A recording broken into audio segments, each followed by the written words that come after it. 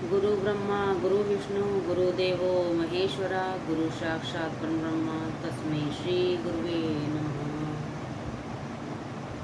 आज हम आपको श्रीमद् भागवत रहस्य का दूसरा स्कंद आपको सुनाएंगे और उससे पहले हम अपने ईश्वर को याद करेंगे और उनके प्रति ये आभार जताएंगे कि उन्होंने हमें ये मनुष्य योनि दे करके हम पर कितना बड़ा उपकार किया है। हे ईश्वर, हे दीनानाथ, आपका मैं सदैव ऋणी रहूँगी कि आपने मेरे को ये जीवन जो दिया है उसमें मैं हमेशा आपको अपने अंग संग रखते हुए अपनी ज़िंदगी में आगे बढ़ूं और जो इतनी सुंदर इंद्रियां मुझे प्रदान की हैं उनका मैं सदुपयोग कर सकूं। आप इसका संचालन करें, आप इनको संभालें और मेरे जितने भी दोष रहे हैं उन सबको माफ़ करें और मुझ पर इतना उपकार करें कि जब जब मैं इन आँखों से देखूं तो हमेशा आपकी प्रकृति की सुंदरता और जो देखूं अच्छा ही देखूं और जो सुनूं अच्छा ही सुनूं, जो बोलूं अच्छा ही बोलूं। मुझे इस दुनिया की जितनी भी बुराइयां हैं वो दिख कर के भी ना दिखें और मैं अपनी ज़िंदगी में हमेशा आपको अपने अंग संग रखते हुए अपनी ज़िंदगी में प्रगति करूं। जय श्री कृष्ण। हम अब आगे शुरुआत करते हैं द्वितीय स्कंद की। प्रथम स्कंद में अधिकार लीला का वर्णन किया था। परीक्षित अधिकारी थे, अतः उनको सुखदेव मुनि जैसे सद्गुरु मिले। परीक्षित में 5 प्रकार की शुद्धियां हैं: मात्र शुद्धि, पितृ शुद्धि, द्रव्य शुद्धि, अत्र शुद्धि और आत्मशुद्धि। सत्शिष्य को ही गुरु कृपा मिलती है और ईश्वर दर्शन होते हैं। सद्गुरु तत्व और ईश्वर तत्व एक है। ईश्वर जिस तरह व्यापक है उसी तरह गुरु भी व्यापक है। जिसका कहीं भी अभाव न हो वही व्यापक है। परमात्मा सनातन सद्गुरु भी व्यापक है। व्यापक को खोजने की नहीं किंतु पहचानने की आवश्यकता है। स्वयं संत बने बिना संत को पहचाना नहीं जा सकता। तुम्हें संत दिखाई नहीं देते क्योंकि तुम स्वयं संत नहीं हो।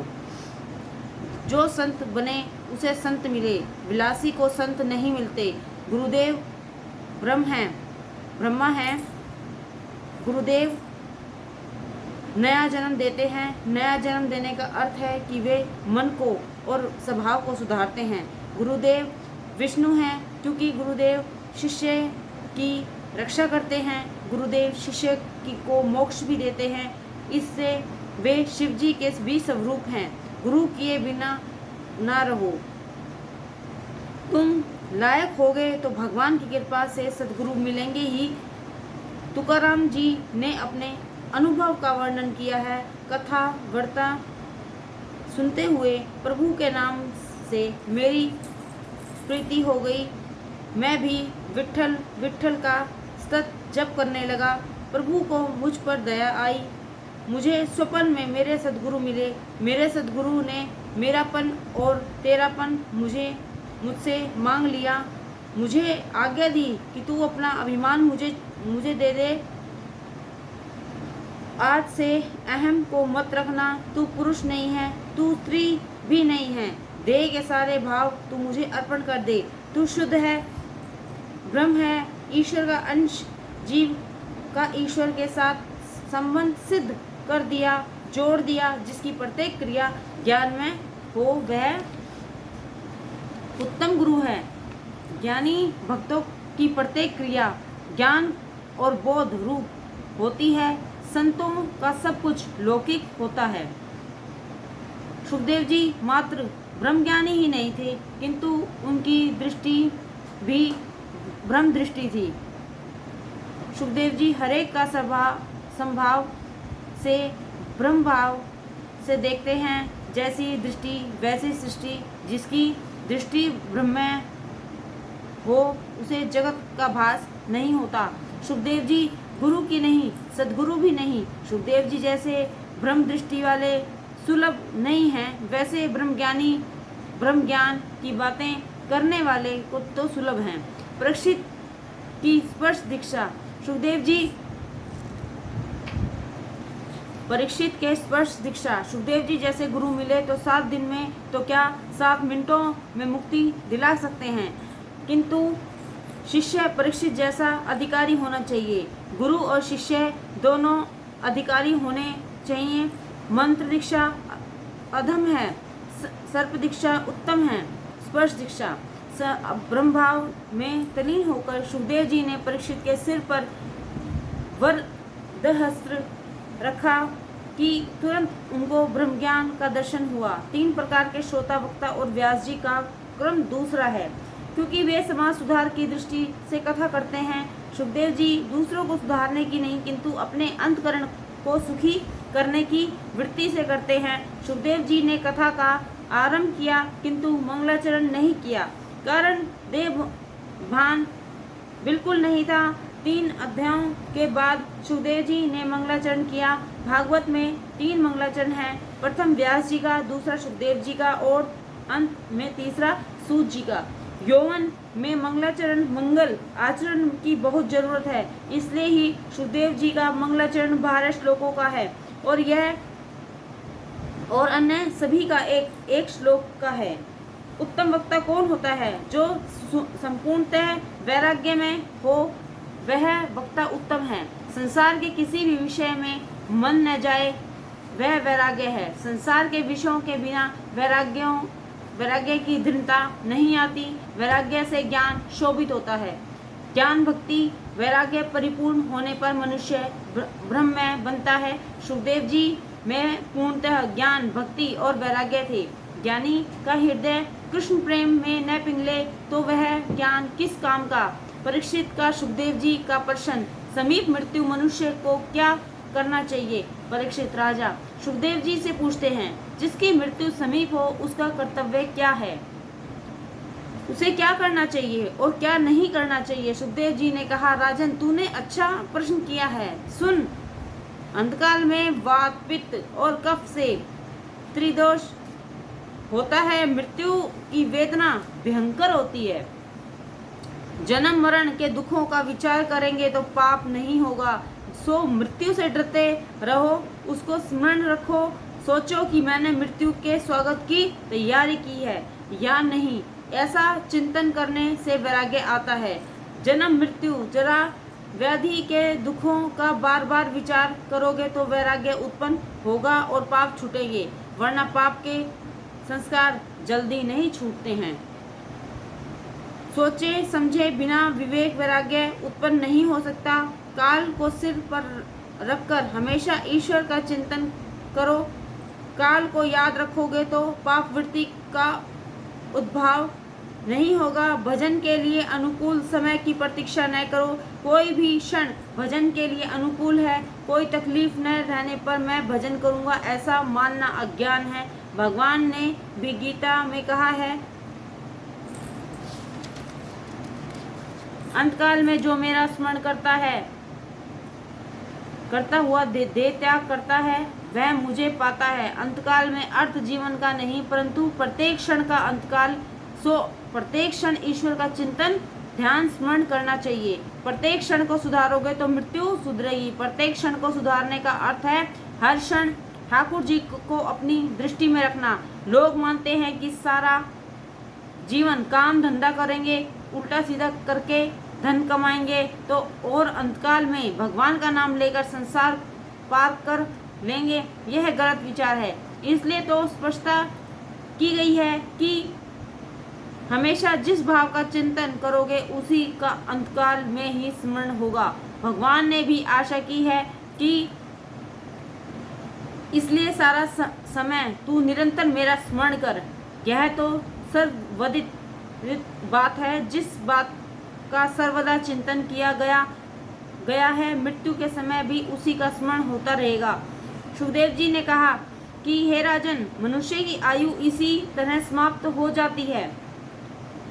निद्रा और विलास में रातें गुजर जाती हैं और धन प्राप्ति के प्रयत्न तथा कुटुंब के परिपालन में दिन गुजरते जाते हैं। मनुष्य का अधिकार समय निद्रा और अथोपर्जन में चला जाता है। उसका बहुत सा समय बातें करने में चला जाता है, बहुत से समय पढ़ने में गुजरता है। बहुत पढ़ना भी अच्छा नहीं है। अति वाचन से शब्द ज्ञान तो बढ़ता है, किंतु साथ साथ अभिमान भी बढ़ता है। राजन, जो समय चला गया उसके लिए अब मत रो, उसका विचार भी न करो। भूतकाल की बातें ही सोचते रहने से कोई लाभ नहीं है। तुम अपने वर्तमान को सुधारो।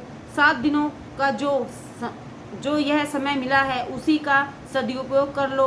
मनुष्य इंद्रियों के सुख में ऐसा फंसा हुआ है कि उसे अपने लक्ष्य का ध्यान ही नहीं रहता। हे राजन, मानव जीवन का अंतिम परीक्षा मृत्यु है। मनुष्य का प्रतिक्षण मृत्यु होती रहती है। प्रत्येक क्षण को सुधारता है उसकी मृत्यु सुधरती है, और जिसकी मृत्यु सुधर गई उसका जीवन उजागर हो जाता है।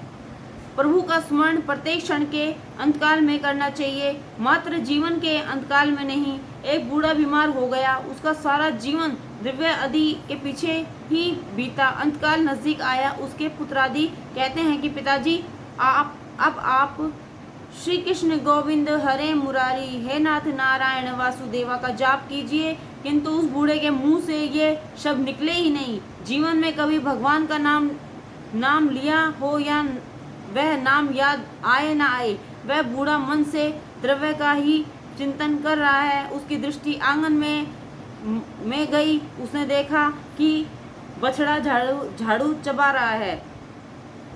इतना छोटा सा नुकसान ही वह बूढ़ा कैसे सह सकता था। उसका दिल जलता है कि कैसे कैसे धन कमाया है यह लोग क्या जाने। उसे लगा कि रुपए पैसों की तथा अन्य वस्तुओं की इन लोगों को कोई भी कीमत नहीं है। मेरे जाने के बाद ये लोग घर को लुटा देंगे। वह बूढ़ा कुछ स्पष्ट बोल तो सकता नहीं था, इसलिए कुछ बड़बड़ाने लगा। उसके बेटे ने सोचा कि पिताजी भगवान का नाम लेना चाहते हैं किंतु कुछ बोल नहीं सकते। दूसरे बेटे ने सोचा कि पिताजी किसी भगवान का नाम तो लेते नहीं, सो वे कुछ मिल्कियत के बारे में कहना चाहते हैं, कुछ धन छुपा रखा होगा उसके बारे में कहना चाहते होंगे। पुत्रों ने डॉक्टर को बुलवाया, उससे विनती की कि कुछ ऐसा करो कि पिताजी 2-4 शब्द बोल सकें। डॉक्टर ने इंजेक्शन देने के लिए 1000 रुपये की फीस मांगी। पुत्रों ने सोचा कि कहीं गाड़ कर रखा हुआ धन बताएंगे तो ये 1000 रुपये हमें नहीं दुखेंगे। अंत 1000 रुपये खर्च कर डाले। पिता की बात सुनने को सभी आतुर थे। दवाई ने अपना काम किया, कुछ शक्ति मिली तो वह बूढ़ा बोला, सब मेरी ओर क्या देख रहे हो, वहाँ देखो, वहाँ बछड़ा कब से झाड़ू खा रहा है। और इस तरीके से बछड़ा झाड़ू करते करते बूढ़े ने अपना देह त्याग दिया। आप देखें, ध्यान रखें कि कहीं आपकी भी ऐसी दशा न हो। यह बात हंसने के लिए नहीं, सावधान करने के लिए कही गई है। लक्ष्मी जी अकेली आती हैं और तो रुलाती हैं, किंतु ठाकुर जी भी आवें तो सुखी करती हैं। लोग कहते हैं कि आने वाले काल की खबर कैसे हो सकती है, किंतु वह तो पहले ही सावधान करके आता है। काल सभी को सावधान करता है, किंतु लोग मानते ही नहीं हैं। मृत्यु की नई निशानियां बताई गई हैं। अरुंधति का तारा न दिखाई दे तो मानना चाहिए कि 1 वर्ष में मृत्यु होगी। स्वप्न में कीचड़ में शरीर धंसता हुआ दिखाई दे तो मानो 9 माह में मृत्यु होगी। स्वप्न में कुम्हार के हाथी अर्थात गधे पर सवारी करने का दृश्य दिखाई दे तो मानो 6 मास में मृत्यु हो जाएगी। कान में उंगली डालने के बाद अंतर्धमनी न सुनाई दे तो समझो कि 8 दिनों में मृत्यु होगी। मृत्यु के लक्षण जानकर भयभीत मत होना, सावधान होने के लिए ही यह लक्षण बताए गए हैं। सावधान होने के लिए यह भागवत की कथा है। भागवत की कथा सुनकर परीक्षित कृतार्थ हुए। मरण को सुधारने के लिए भागवत शास्त्र है। जीवन को जो सुधारता है उसी का मरण सुधरता है। प्रत्येक मनुष्य को चाहिए कि वह प्रतिक्षण सर्वात्मा सर्वशक्तिमान भगवान श्री कृष्ण की लीलाओं का ही श्रवण कीर्तन और मनन करे। इंद्रियों को भोग से नहीं, प्रभु स्मरण से, प्रभु सेवा से शांति मिलती है। दुख का कारण दे ही है, दुख भोगने के लिए ही तो देह मिली है। पाप ही न किए तो देह और यह जन्म ही क्यों मिला होता। जीव शिव बनने का प्रयत्न नहीं करता, अन्यथा वह तो शिव बनने के लिए ही जन्मा है। जीव जब ईश्वर से कहता है कि आपका हूँ, तो वह संबंध अपूर्ण है, परंतु ईश्वर जब जीव को कहता है कि तू मेरा है, तभी वह संबंध परिपूर्ण होता है। भागवत में सुखदेव जी ने स्पष्ट कहा है कि जिसकी मृत्यु समीप आ गई, वह घर छोड़ के गृह प्रविजितो धीर धैर्य सहित घर छोड़ो, पवित्र तीर्थ के जल में स्नान करो और पवित्र एकांत स्थल में आसन जमाकर बैठ जाओ। मन में प्रणव का जप करो, प्राणायाम से प्राणवायु को वश में करो। मन में अन्य विचारों को रोककर भगवान के मंगलमय रूप से जोड़ दो। मीराबाई ने एकांत में गिरधर के आगे नाचना तय किया था, तभी टेक थी, मैं गिरधर के आगे नाचूंगी, तभी उसकी भक्ति सिद्ध हुई। एकांत में बैठकर पहले प्राणायाम करो। मन का प्राण से संबंध है, प्राण से मन भी स्थिर होता है। प्राणायाम के 3 भेद होते हैं। प्रथम पूरक प्राणायाम करना होता है। दाहिनी नासिका द्वारा बाहर की हवा अंदर खींचो।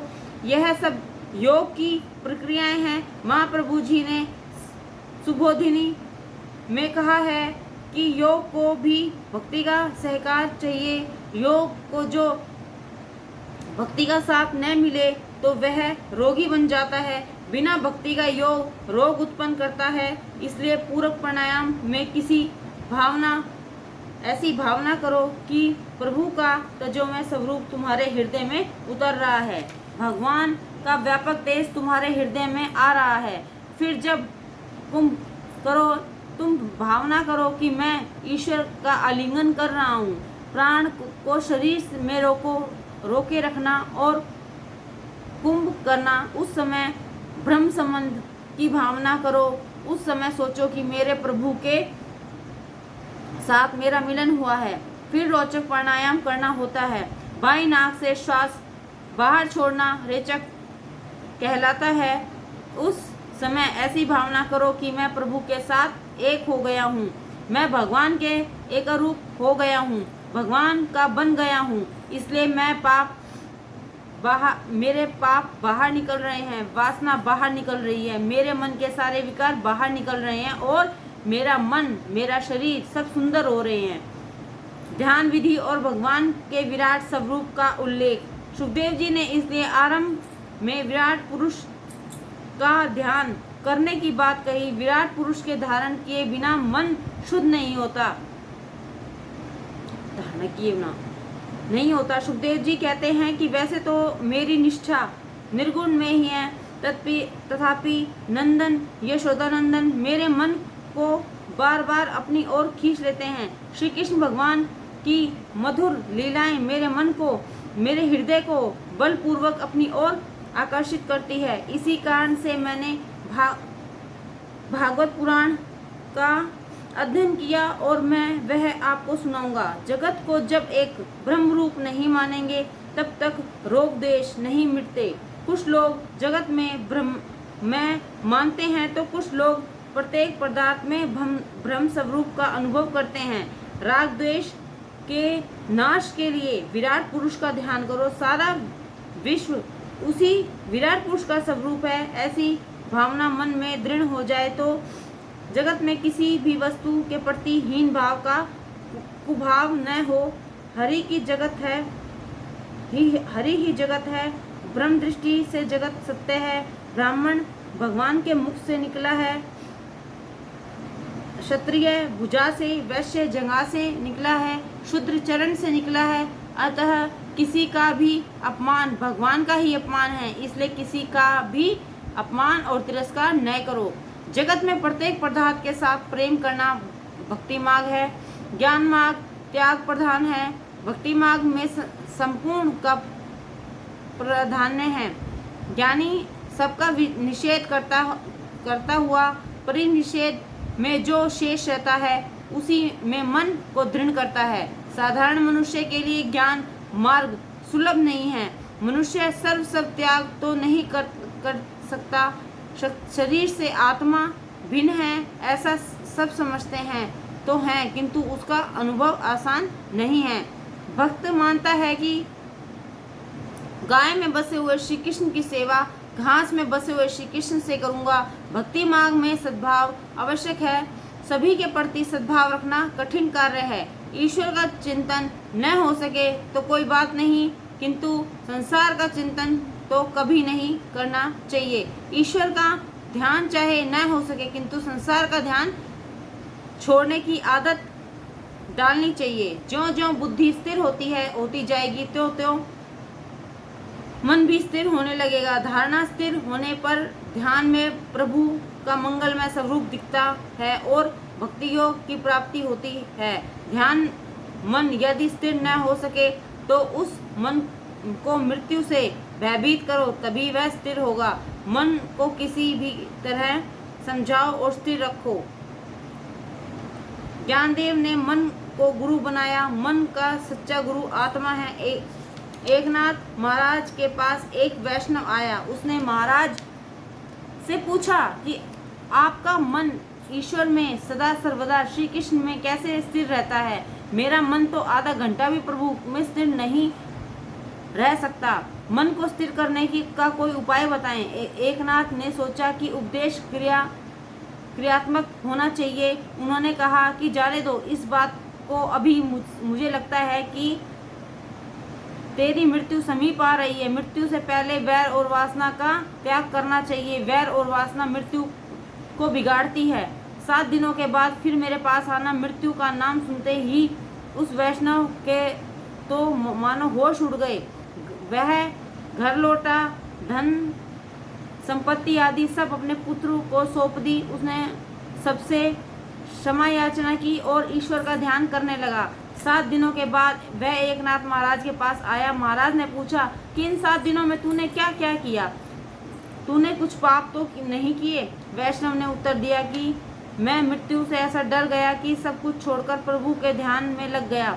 तो एकनाथ ने कहा कि मेरी एकाग्रता का यही रहस्य है। मैं मृत्यु को जो याद करता है, मैं मृत्यु का मन में डर रखकर सत ईश्वर भजन करता हूँ। अतः सभी विषयों से मेरा मन हट जाता है और सदा सर्वदा श्री कृष्ण का एकाग्र रहता है। परमात्मा में मन तन्मय न हो सके तो कोई बात नहीं, किंतु संसार के साथ कभी तन्मय न हो।